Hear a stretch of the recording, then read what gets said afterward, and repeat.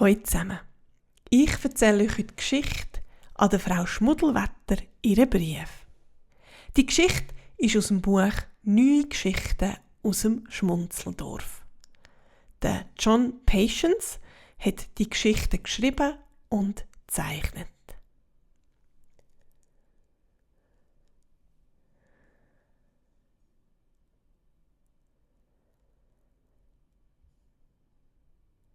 Eine glückliche Entenfrau. Die Frau Schmuddelwetter, die in der Kitzelstadt gewohnt hat, hat gerade einen langen Brief an ihre Freundin im Schmunzeldorf geschrieben. Den hat sie unterschrieben und hat einen Schnörkel mit ihren Federn gemacht. Deine Freundin Sophie Schmuddelwetter. PS. Das Wetter ist wunderbar. Es regnet.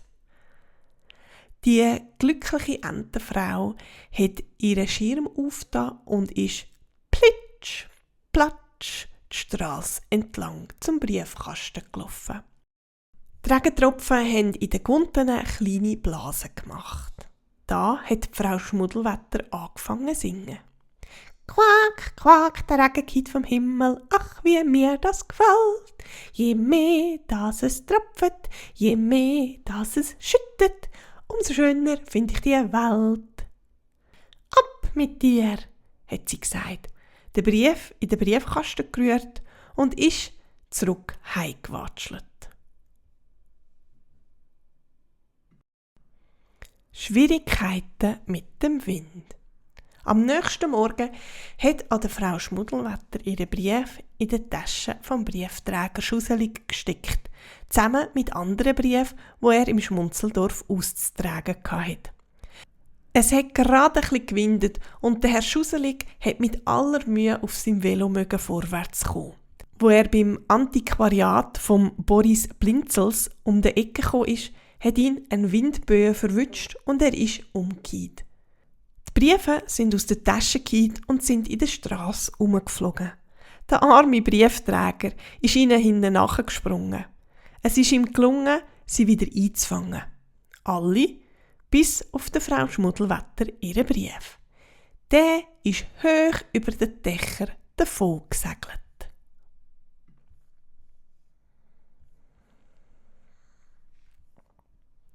Pech für den Herr Quaker.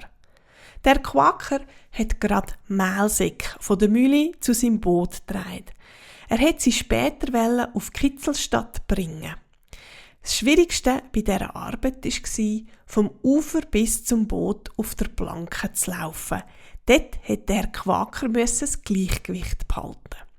Leider hat er es verloren, wo der Frau Schmuddelwetter ihren Brief gerade in dem Moment vor seiner Nase vorbeigeflogen ist.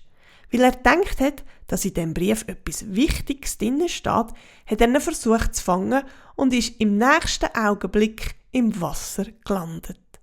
Der Brief ist aber mit dem Wind über den Baumkrone davongetanzt.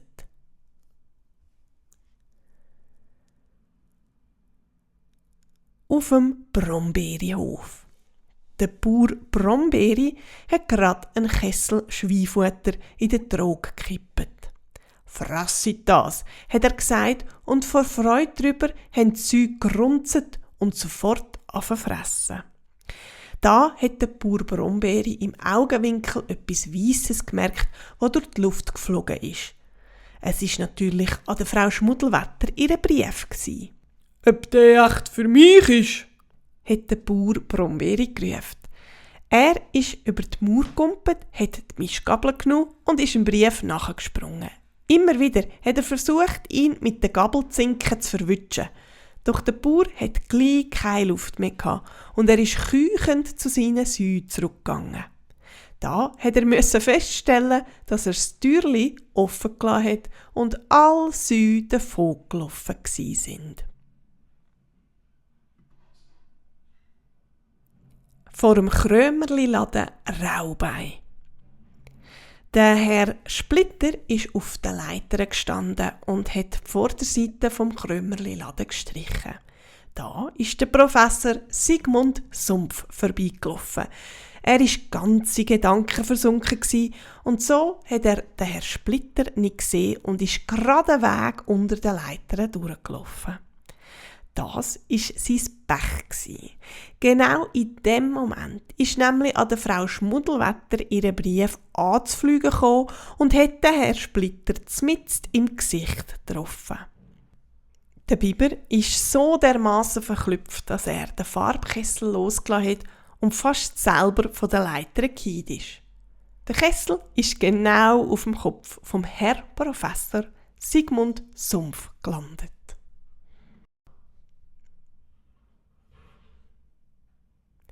Landung bei der falschen Adresse. Den ganzen Tag über ist der Brief im Schmunzeldorf umgeflattert und umgeflogen. Viele Bewohner haben versucht, ihn zu fangen, doch niemand hat ihn verwünscht. Am Abend hat der Wind endlich nachgelassen und der Brief ist in einem Vogelnest gelandet. Der Vogel hat geschlafen und nichts davon gemerkt. Der Brief und seine Absenderin. Wo der Vogel am nächsten Morgen verwacht ist, hat er sich geärgert, weil der Brief in seinem Nest nichts verloren hatte und hat ihn rausgerührt.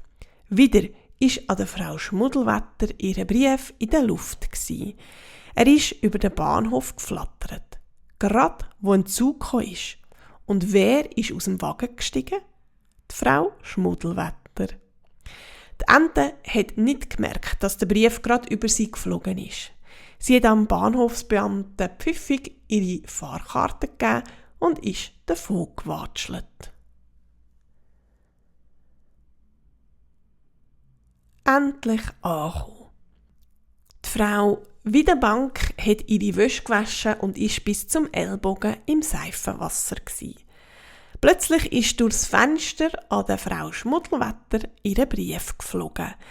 Die Frau Wiedenbank hat ihn aufgelesen und hat gesehen, dass er für sie war. «Von der Sophie», hat sie gerufen, wo sie den Brief gelesen hat. «Sie besucht mich heute Morgen.» Im gleichen Augenblick hat es an der Tür geklopft. Davor ist natürlich die Frau Schmuddelwetter gestanden. «Wie ich sehe, hast du meinen Brief bekommen», hat sie gesagt. «Ja», hat die Frau Wiedenbank geantwortet. «Er ist vorhin mit der Luftpost gekommen.» Gleich darauf haben die beiden Freundinnen Tee und Kuchen geschnabuliert und haben sich immer wieder gefragt, wie um alles in der Welt hätte der Brief nur können, ohne Briefträger ankommen. Das war die Geschichte an der Frau Schmuddelwetter ihren Brief. Ich hoffe, sie hat euch gefallen. Bis gleich wieder. Tschüss!